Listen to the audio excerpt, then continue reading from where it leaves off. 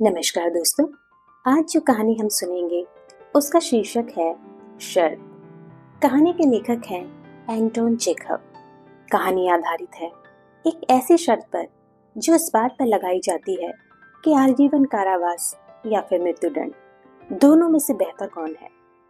शर्त जीतने वाले को क्या इनाम मिलता है और कहानी किन किन पड़ावों से होकर गुजरती है, आइए जानते हैं कहानी सुनकर। शरद की उस घन अंधेरी रात में एक वृद्ध साहूकार महाजन अपने अध्ययन कक्ष में चहलकदमी कर रहा था।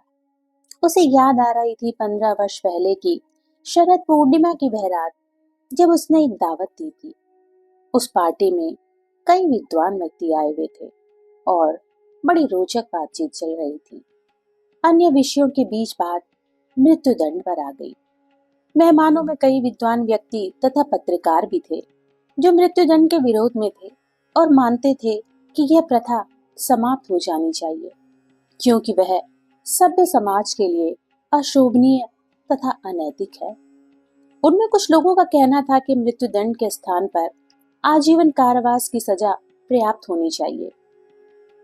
गृह स्वामी ने कहा, मैं इससे असहमत हूँ। वैसे ना तो मुझे मृत्युदंड का ही अनुभव है और ना ही मैं आजीवन कैद के बारे में कुछ जानता हूँ, पर मेरे विचार से मृत्युदंड आजीवन कारावास से अधिक नैतिक तथा मानवीय है। फांसी से तो अभियुक्त की तत्काल मृत्यु हो जाती है, पर आजन्म कारावास तो धीरे धीरे मृत्यु तक ले जाता है। अब बतलाइए, किसको अधिक दयालु और मानवीय कहा जाएगा, जो कुछ पलों में ही जीवन समाप्त कर दे या धीरे धीरे तरसा तरसा कर मारे। एक अतिथि बोला, दोनों ही अनैतिक है, क्योंकि ध्येय तो दोनों का एक ही है, जीवन को समाप्त कर देना। और सरकार परमेश्वर तो नहीं, उसको यह अधिकार नहीं होना चाहिए कि जिसे वह ले तो ले पर वापस न कर सके। वहीं उन अतिथियों में एक 25 वर्षीय युवा वकील भी था। उसकी राय पूछे जाने पर वह कहने लगा, मृत्युदंड या आजीवन कारावास दोनों ही अनैतिक है, किंतु यदि मुझे दोनों में से एक को चुनने का अवसर मिले तो मैं आजन्म कारावास को ही चुनूंगा। ना जीने से तो किसी तरह का जीवन ही, उसे ही मैं बेहतर समझूंगा। इस पर काफी जोशीली बहस छिड़ गई। वह साहूकार महाजन, जो कि गृह स्वामी था और उस समय जवान था और अत्यंत अधीर प्रकृति का था, एकदम क्रोधित हो गया। उसने अपने हाथ की मुट्ठी को जोर से मेज पर पटका और चिल्लाकर कहने लगा, तुम झूठ बोल रहे हो। मैं शर्त लगाकर कह सकता हूँ कि तुम इस प्रकार कारागृह में 5 साल से भी ज्यादा नहीं रह सकोगे। इस पर युवा वकील बोला, यदि तुम शर्त लगाते हो तो मैं भी शर्तिया कहता हूँ कि 5 तो क्या, मैं 15 साल तक रहकर दिखा सकता हूँ। बोलो, क्या शर्त है? 15 साल? मुझे मंजूर है। मैं 2 करोड़ रुपए दांव पर लगाता हूँ। बात पक्की हुई। तुम 2 करोड़ रुपए लगा रहे हो, मैं 15 साल की अपनी स्वतंत्रता को दांव पर रख रहा हूँ। अब तो मुकर नहीं सकते, युवा वकील ने कहा। इस प्रकार यह बेहुदी ऊटपटांग शर्त लग गई। उस साहूकार के पास उस समय कितने करोड़ रुपए थे जिनके बल पर वह घमंड से फूला नहीं समाता था। वह काफी बिगड़ा हुआ और सन की किस्म का आदमी था।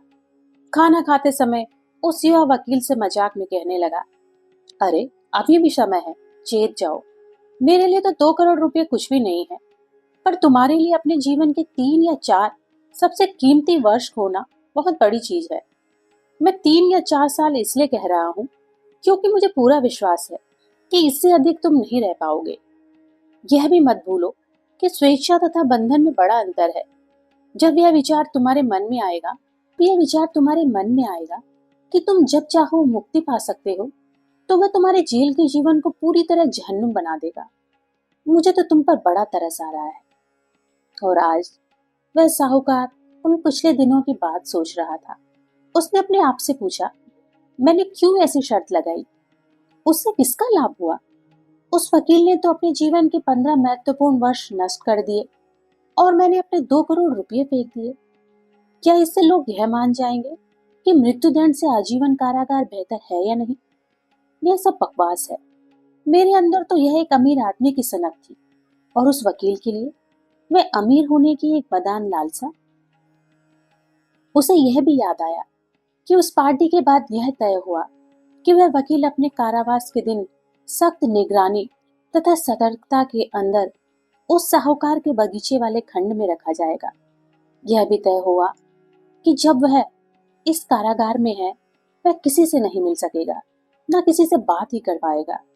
उसे कोई अखबार भी नहीं मिलेंगे और ना ही किसी के पत्र मिल सकेंगे। हाँ, उसको एक वाद्य यंत्र दिया जा सकता है। पढ़ने के लिए उसे पुस्तकें मिल जाएंगी और वह पत्र भी लिख सकेगा, शराब पी सकता है और धूम्रपान भी कर सकता है। यह मान लिया गया कि बाहर की दुनिया से संपर्क के लिए वह केवल वहां बनी हुई खिड़की में से चुपचाप अपने लिखित नोट भेज सकेगा। हर आवश्यकता की चीज जैसे पुस्तकें, संगीत, शराब इत्यादि वह जितनी चाहे उसे खिड़की में से ले सकता है।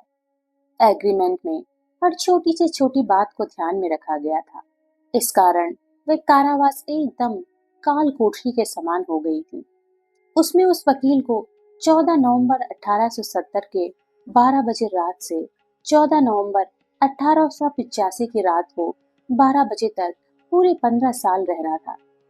उसमें किसी भी प्रकार की भी खामी होने से, चाहे वह 2 मिनट की भी क्यों न हो, साहूकार 2 करोड़ रुपए देने के दायित्व से मुक्त कर दिया जाएगा। इस कारावार के पहले साल में जहां तक उसके खर्चे पर्चों से पता लगा, उसने अकेलापन तथा ऊब महसूस की। रात दिन उसके कक्ष से पियानो की आवाजें आती थी। उसने शराब तथा तंबाकू त्याग दिए और लिखा कि ये वस्तुएं उसकी वासनाओं को जागृत करती हैं और ये इच्छाएं तथा वासनाएं ही एक बंदी की मुख्य शत्रु हैं। अकेले बढ़िया शराब पीने में कोई मजा नहीं। सिगरेट से कमरे में धुआं फैल जाता है और वहां का वातावरण दूषित हो जाता है। पहले वर्ष में उसने हल्की फुल्की किताबें पढ़ी। दूसरे वर्ष में पियानो बजाना बंद हो गया और बंदी ने अधिकतर उत्कृष्ट तथा शास्त्रीय साहित्य में रुचि ली। 5वें वर्ष में फिर संगीत सुना जाने लगा और शराब की भी मांग आई। खिड़की से झांक कर देखा गया कि वह अधिकतर खाने पीने तथा सोने में ही अपना समय बिताता रहा। अक्सर वह जमाइयां लेते हुए दिखाई गया और कभी कभी अपने आप से गुस्से में बोलता रहा। पढ़ना भी उसका बहुत कम हो गया था। कभी कभी रात्रि में लिखने बैठ जाता और बहुत देर तक लिखता रहता और सुबह को वह सब कुछ लिखा हुआ फाड़ कर फेंक देता। कई बार उसको रोते हुए भी देखा गया। और 6ठे साल के अंत में उसने भाषा, साहित्य, दर्शन शास्त्र तथा इतिहास में रुचि लेना आरंभ कर दिया।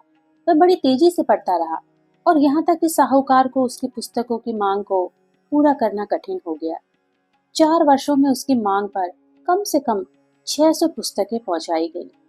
इसी मांग के दौरान उसने साहूकार को लिखा, मेरे प्रिय जेलर, मैं ये पत्र 6 भाषाओं में लिख रहा हूँ। इसको विविध विशेषज्ञों को दिखलाकर उनकी राय लीजिए और यदि इसमें एक भी गलती ना हो तो अपने उद्यान में बंदूक चला दीजिएगा, जिससे मुझे यह गांठ हो जाए कि मेरी मेहनत बेकार नहीं गई है। विभिन्न देशों और कालों के प्रतिभाशाली जिज्ञासु अपनी अपनी भावनाओं को विभिन्न भाषाओं में लिख गए हैं, पर उन सब में वही ज्योति जगमगाती है। काश आप मेरे इस दिव्य आनंद को, जैसा कि मुझे इस समय मिल रहा है, समझ सके। कैदी की इच्छा पूरी की गई और साहूकार के आदेश पर उसके उद्यान में 2 गोलियां दागी गई। 10 साल के बाद वह बंदी अपनी मेज के सामने जड़ अवस्था में बैठा बैठा केवल बाइबल का न्यू टेस्टामेंट पढ़ता रहता। साहूकार को यह बड़ा अजीब लगा कि जब उसने 4 सालों में 600 पांडित्यपूर्ण पुस्तकों को पढ़कर उन पर पूरी तरह कुशलता प्राप्त कर ली, तो कैसे वह पूरे 1 साल तक न्यू टेस्टामेंट ही पढ़ता रहा, जो एक छोटी सी पुस्तक है। उसमें उसने क्या देखा? न्यू टेस्टामेंट के बाद उसने धर्मों का इतिहास तथा ब्रह्म विद्या पढ़ना शुरू किया। अपने कारावास के अंतिम 2 सालों में उसने असाधारण रूप से जो कुछ भी उसकी समझ में आया अंधाधुंध पढ़ा। पहले तो उसने प्राकृतिक विज्ञान में ध्यान लगाया, उसके बाद बायरन तथा शेक्सपियर को पढ़ा। फिर उसके पास से रसायन शास्त्र तथा चिकित्सा शास्त्र की मांग आई। एक उपन्यास और फिलॉसफी तथा थियोलॉजी पर विवेचना भी उसकी मांगों में थी। ऐसा लग रहा था जैसे वह किसी सागर में बहता जा रहा है और उसके चारों ओर किसी भग्नावेश के टुकड़े बिखरे पड़े हैं। जिनको वह अपने जीवन की रक्षा के लिए एक के बाद एक चुनता जा रहा है। साहूकार ये सब याद करता जा रहा था और सोच रहा था कि कल वह दिन भी आ रहा है जब इकरारनामे के मुताबिक कैदी को उसकी मुक्ति मिल जाएगी और मुझे 2 करोड़ रुपए देने पड़ जाएंगे। और अगर मुझको यह सब देना पड़ेगा तब मैं तो कंगाल हो जाऊंगा।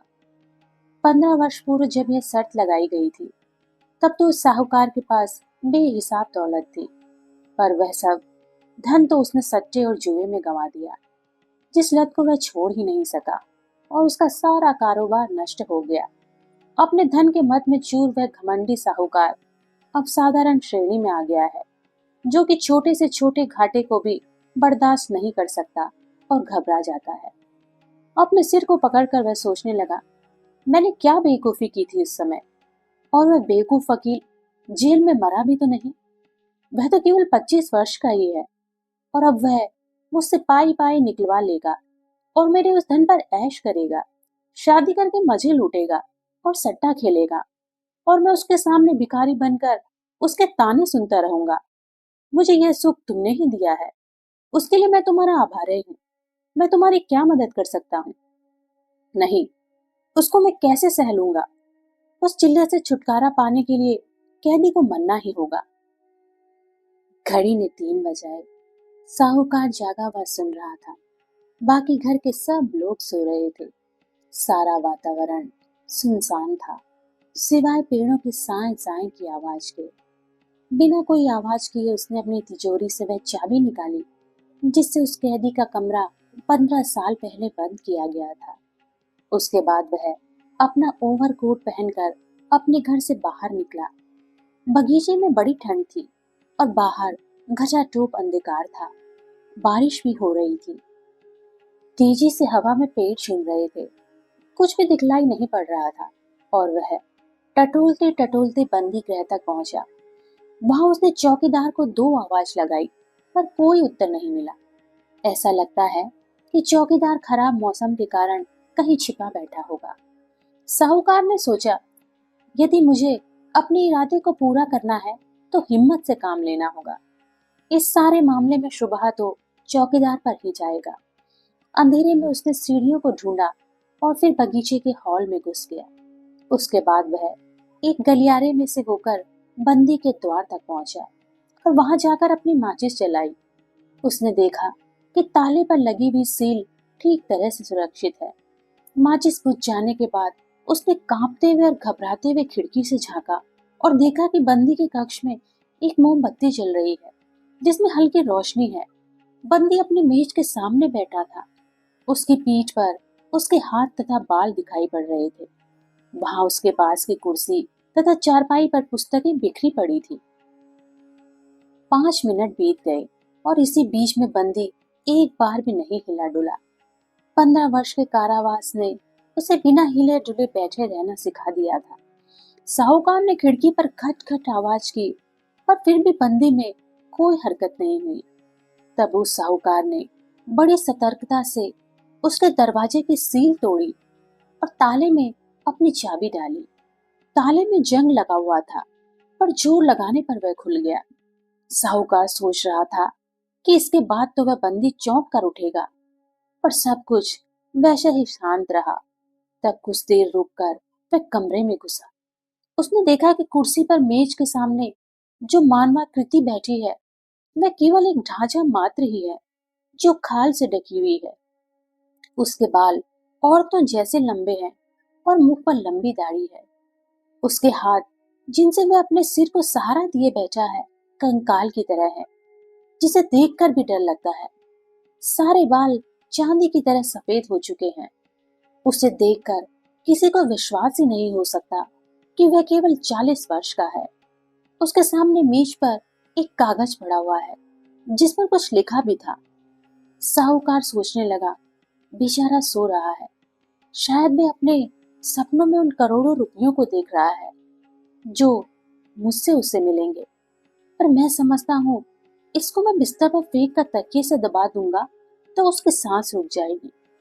फिर कोई भी यह पता नहीं लगा सकेगा कि उसकी मौत कैसे हुई है। सब इसे प्राकृतिक मृत्यु ही समझेंगे। लेकिन इससे पहले मैं यह तो देख लूं कि इस कागज पर उसने क्या लिखा है। यह सोचकर साहूकार ने मेज पर से वह कागज उठाया और पढ़ने लगा। कल रात को 12 बजे मुझे मेरी मुक्ति मिल जाएगी तथा सब लोगों से मिल पाने का अधिकार भी मिल जाएगा। लेकिन यह कमरा छोड़ने और सूर्य देवता के दर्शन करने से पहले मैं समझता हूँ कि आप सबके लिए अपने विचार लिपिबद्ध कर दूं। परमेश्वर जो मुझे देख रहा है उसको साक्षी करके और अपने अंतःकरण से मैं यह कह रहा हूँ कि अपनी यह मुक्ति, अपना यह जीवन, स्वास्थ्य तथा अन्य सब कुछ जिसे संसार में वरदान कहा जाता है, इन सब से मुझे विरक्ति हो गई है। इन 15 वर्षों में मैंने सांसारिक जीवन का गहन अध्ययन किया है। यह तो सत्य है कि ना तो मैंने पृथ्वी या उस पर रहने वालों को देखा है, पर उनकी लिखी पुस्तकों से मैंने सुगंधित सुरा का पान किया है, मधुर संगीत का स्वाद लिया है और जंगलों में हिरणों तथा जंगली जानवरों का शिकार किया है, रमणियों से प्यार किया है और ऐसी रमणियां जो कि अलौकिक बादलों में कवियों की कल्पनाओं में रहती हैं। रात में प्रतिभाशाली व्यक्ति मेरे पास आकर तरह तरह की कहानियां सुनाते थे, जिनको सुनकर मैं मदमस्त हो जाता था। वे सारी पुस्तकें मुझे पहाड़ों की ऊंचाइयों तक ले जाती थी और मैं माउंट ब्लैंक या माउंट एवरेस्ट तक की सैर कर आता हूँ। वहां से सूर्योदय तथा सूर्यास्त के दर्शन कर लेता था। महासागर तथा पहाड़ों की चोटियों में विचर सकता था। मैं देख पाता था कि किस प्रकार आकाश में बिजली चमककर बादलों को फाड़ देती है। मैंने हरे भरे जंगल तथा खेतों को, नदियों, झीलों तथा शहरों को देखा, जलपरियों को गाते हुए सुना, एक सुंदर दानव को अपने पास आते हुए देखा। यह पुस्तकें मुझे अथाह अगाध सीमा तक ले जाती हैं, अनेक चमत्कार दिखलाती हैं, शहर जलते और भस्म होते देखे, नए नए धर्मों के प्रचारकों को सुना और कितने देशों पर विजय प्राप्त की। इन पुस्तकों से मुझे बहुत ज्ञान मिला।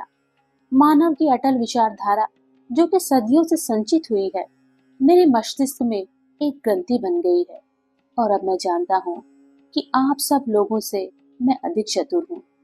फिर भी इन पुस्तकों को तुच्छ समझता हूँ और यह जानकर कि संसार का सारा ज्ञान और वरदान व्यर्थ है, मैं उनकी उपेक्षा करता हूँ। यहाँ हर चीज मृग मरीचिका के समान क्षणभंगुर है, काल्पनिक है। आप लोग इस सौंदर्य तथा अथाह भंडार पर गर्व कर सकते हैं, पर मृत्यु के गाल में पड़कर इस संसार से सब उसी तरह चले जाएंगे जैसे अपने बिलों में रहते हुए चूहे चले जाते हैं। तुम्हारा सारा इतिहास और मानव का सारा ज्ञान पृथ्वी के गर्भ में समा जाएगा। मेरे विचार से तुम सब बंदाद हो रहे हो और सच को झूठ और बदसूरती को सौंदर्य समझ रहे हो। तुमने पृथ्वी के सुखों के लिए स्वर्ग को गिरवी रख दिया है या उसे बेच दिया है। इसलिए उन सब सुखों के त्याग के लिए मैंने यह तय किया है कि अपने कारावास की समाप्ति से 5 मिनट पहले ही निकल जाऊंगा और आजीवन संन्यास ले लूंगा, जिससे कि साहूकार अपना धन अपने पास रख सके। साहूकार ने उस पत्र को पढ़ने के बाद वही मेज पर रख दिया और उस अद्भुत व्यक्ति के सर को चूमकर रोने लगा। फिर वहां से चला गया। उसे अपने ऊपर इतनी ग्लानि हो रही थी जैसे पहले कभी भी नहीं हुई। अपने कमरे में जाकर वह बिस्तर पर लेट गया। उसे अपने हृदय में मलाल के कारण ना तो बहुत देर